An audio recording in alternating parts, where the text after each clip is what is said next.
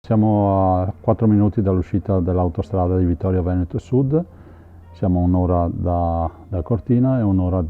circa da Venezia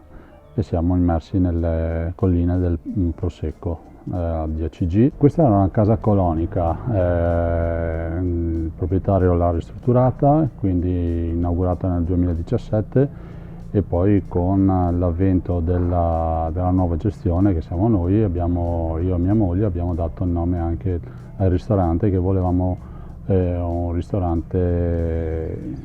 immerso nel verde, ma allo stesso momento volevamo qualche cosa che colpisse e che fosse naturalmente vocato al territorio, e quindi abbiamo dato questo nome, Seda, che Seda non è altro che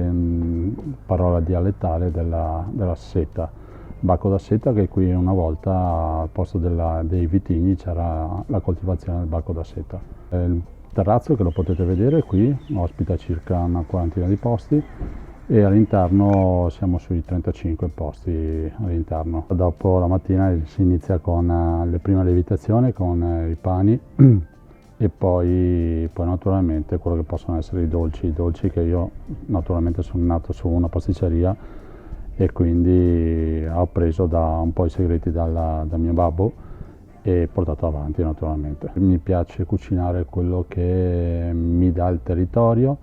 mi piace cucinare quello che vedo in quel momento lì per la stagionalità, è un po' l'influenza di quello che ho capito e ho appreso nei vari luoghi, dalla montagna al mare e dalla mia città di Bassano. La